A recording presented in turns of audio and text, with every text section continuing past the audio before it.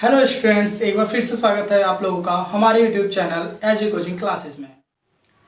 Students, आज हम लोग देखेंगे, टॉपिक है हमारा सिंथेसिस का। आज देखेंगे हम लोग पार्ट 2। क्या देखेंगे स्टूडेंट? पार्ट टू का मतलब यह है, आपको पार्ट 1 में मैंने combination of simple sentences into one of simple sentences का रूल नंबर 1 पार्टिसिपल। क्या था? पार्टिसिपल के टोटल 3 प्रकार होते हैं, जिसमें से पहला प्रकार था हमारा प्रेजेंट पार्टिसिपल, जो कि पार्ट 1 में आप लोगों को मैं पढ़ा चुका हूं। पार्ट 2 में आज हम देखेंगे परफेक्ट पार्टिसिपल का यूज करके किस तरीके से 2 या 2 से अधिक सिंपल सेंटेंसेस को जोड़कर एक नया सिंपल सेंटेंस बनाया जाता है। तो देखते हैं उसके रूल्स क्या क्या होते हैं। Perfect participle, right. Perfect participle, सबसे पहले परफेक्ट पार्टिसिपल कैसे पहचानें, किस वाक्य को देख के कैसे पता चलेगा कि ये यहाँ पर परफेक्ट पार्टिसिपल का फॉर्मूला यूज हो रहा है। पहला कंडीशन, ये आपके sentence number 1 and sentence number 2 में जो सब्जेक्ट होगा वो एक जैसा होगा, मतलब दोनों एक जैसा होना चाहिए। क्या होना चाहिए? दोनों एक जैसा होना चाहिए। दूसरा कंडीशन ये रहेगा कि दोनों के वर्ब अलग अलग होने चाहिए। वर्ब जो होंगे वो अलग अलग होने चाहिए। क्या होने चाहिए? अलग अलग, राइट। ये हमने पहले भी देखा था, अलग अलग होना चाहिए। तीसरा जो कंडीशन होगा, एक सेंटेंस के बाद दूसरा सेंटेंस स्टार्ट होना चाहिए। एक सेंटेंस के बाद दूसरा सेंटेंस स्टार्ट होना चाहिए। ये थे हमारे कुछ कंडीशन। अब इसके फॉर्मूले की बात करते हैं। इसमें एक कंडीशन और सुन लीजिए, अगर क्वेश्चन आपका एक्टिव वॉइस में है, अगर क्वेश्चन एक्टिव वॉइस में गिवन है, तो आप जो फॉर्मूला या जो रूल अप्लाई करोगे वो इस तरीके से करोगे। पहले लगाओगे आप हैविंग, राइट, देन उसके बाद वर्ब की थर्ड फॉर्म, ओके, ये हो जाएगा। अगर क्वेश्चन पैसिव वॉइस में है, अगर क्वेश्चन पैसिव वॉइस में है, आपका सेपरेट जो सेंटेंसेस है वो अगर पैसिव वॉइस में गिवन हो, तो आप यहाँ पे ऐसे लिखोगे हैविंग बीन। क्या लिखोगे? हैविंग बीन प्लस वर्ब की थर्ड फॉर्म, राइट। इतना समझ आया स्टूडेंट्स? इतना आपको समझ आया?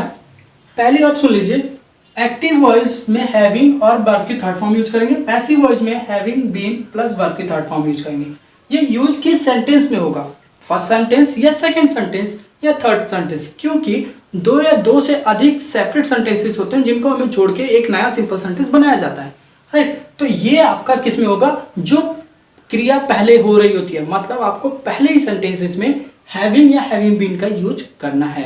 चलिए मैं आपको एग्जांपल देता हूँ, एग्जांपल के माध्यम से आपको समझाता हूँ तो आपको और अच्छे से स्टूडेंट्स अब देखते हैं हम लोग एग्जांपल बोल रहा है, I completed the work, I went to market.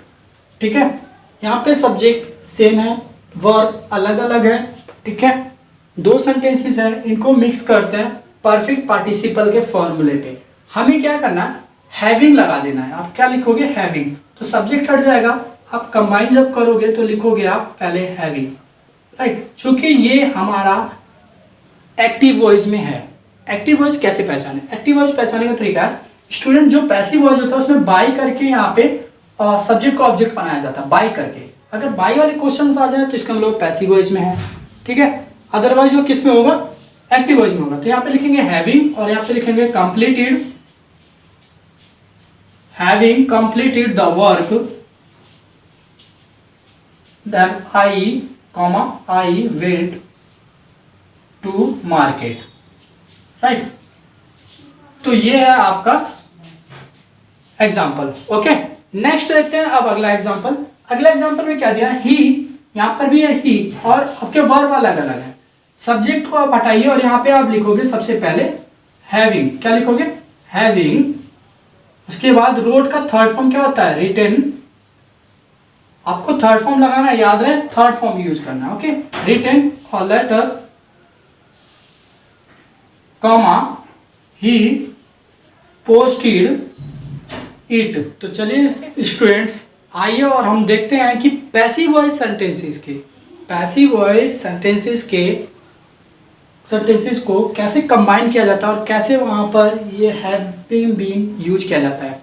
देखिए स्टूडेंट्स, यहाँ पर आपके सामने एक क्वेश्चन गिवन है he was punished by teacher, पहचान है by teacher, he left the class, right. Condition आपको सब कुछ मैच है, ही बाकी सब कुछ अलग अलग है, राइट। अब इसको कंबाइन करने का फॉर्मूला देखिए, कंबाइन जब करेंगे तो सबसे पहले लगाएंगे हम हैविंग बीन, किस केस में, पैसिव वॉइस के केस में, तो यहां लिखेंगे हम लोग हैविंग बीन, राइट। उसके बाद यहाँ पे वर्ब के में थर्ड फॉर्म चाहिए, पनिश्ड हमारा थर्ड फॉर्म है, तो यहाँ लिख देंगे पनिश्ड, उसके बाद by teacher, comma he left the class, right. तो स्टूडेंट्स ये आपको समझ आया पैसिव वॉइस, ओके। तो चलिए अब हम लोग देखते हैं पास्ट पार्टिसिपल का यूज कैसे किया जाता है, दो या दो से अधिक सिंपल सेंटेंसेस को जोड़कर एक नया सिंपल सेंटेंस कैसे बनाया जाता है पास्ट पार्टिसिपल का। ये स्टूडेंट्स अब सीखते हैं पास्ट पार्टिसिपल का यूज करके किस तरीके से दो से अधिक सिंपल सेंटेंसेस को जोड़कर एक नया सिंपल सेंटेंस बनाया जाता है। तो अब हम लोग सीख रहे हैं पास्ट पार्टिसिपल। पास्ट पार्टिसिपल का जो फॉर्मूला होता है स्टूडेंट्स, यहां पर हमें वर्ब की थर्ड फॉर्म यूज करना होता है, राइट। कब यूज करें वर्ब की थर्ड फॉर्म, कंडीशन ध्यान रखिएगा, कंडीशन ये है कि जब किसी वाक्य का ऑब्जेक्ट दूसरे वाक्य के सब्जेक्ट में परिवर्तित हो जाए या सब्जेक्ट में बदल जाए, लेकिन सेंटेंस पैसिव वॉइस में हो, तो उस केस में हम लोग वर्ब की थर्ड फॉर्म लगाकर पास्ट पार्टिसिपल बनाते हैं, राइट। मैं यहाँ पे आपको कंडीशन लिखवा देता हूं, कंडीशन यहाँ पे लिख लीजिए ऐसे, जब एक वाक्य का ऑब्जेक्ट, राइट, ऑब्जेक्ट दूसरे वाक्य का सब्जेक्ट हो, ओके। एग्जाम्पल देखिए, अभी समझ आ जाएगा आपको, एग्जाम्पल देखते हैं। एग्जाम्पल में मान लीजिए सेपरेट में आपको क्वेश्चन दिया हुआ है, I found FUND found my pen, right, it was stolen, देखिए स्टूडेंट्स यहाँ पे क्या है, जो माई पेन है वो क्या है, स्टोल हो चुका है, चोरी हो चुका है। इसका मतलब वो क्या है कि ऑब्जेक्ट में परिवर्तित हो गया है।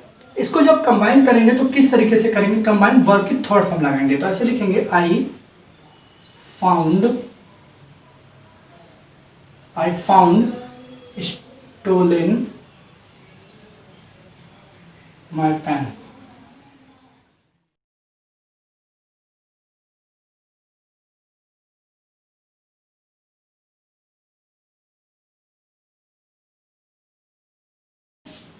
तो स्टूडेंट्स ये थे हमारे एग्जाम्पल। आई होप कि आपको ये समझ आ गया होगा।